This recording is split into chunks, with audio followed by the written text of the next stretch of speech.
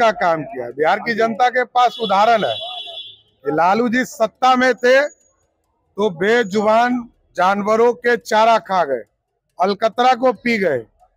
भारत की सरकार में रेल मंत्री रहे तो गरीबों से जमीन के बदले, नौकरी के बदले जमीन ले लिया। कि 1.5 साल की उम्र में करोड़पति बनने का राज बताओ।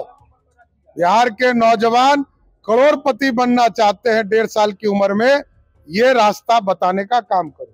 आपने एक फिल्मी डायलॉग अक्सर सुना होगा, आप करें तो रासलीला और हम करें तो कैरेक्टर ढीला।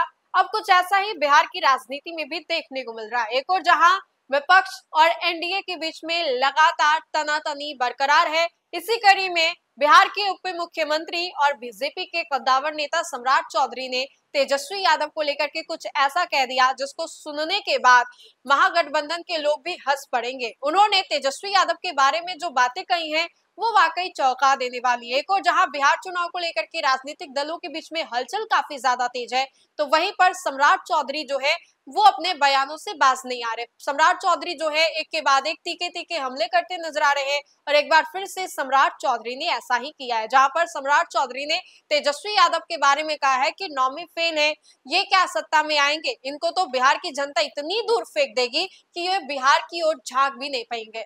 हम आपको लिए चलते हैं क्या कुछ कह रहे हैं सम्राट चौधरी।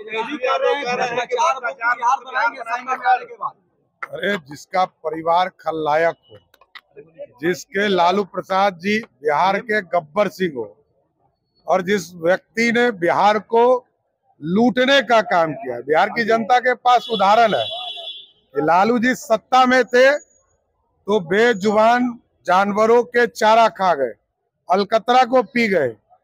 भारत की सरकार में रेल मंत्री रहे तो गरीबों से जमीन के बदले, नौकरी के बदले जमीन ले लिया।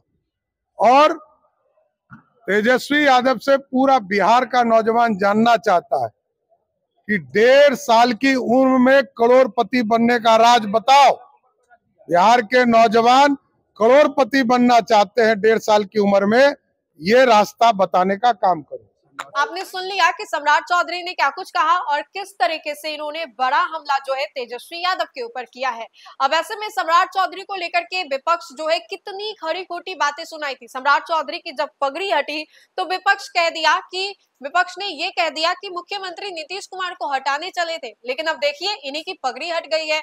पगड़ी को लेकर के भी खूब बवाल हुआ था, खूब सवाल हुआ था और यूं तक बातें जो है यहाँ तक चली थी कि जब एनडीए में सीएम फेस को लेकर के बातें चली तो बीजेपी को लेकर के कहा जाने लगा था कि बीजेपी अपना सीएम फेस आखिर इतने सालों में क्यों नहीं दे पाती है।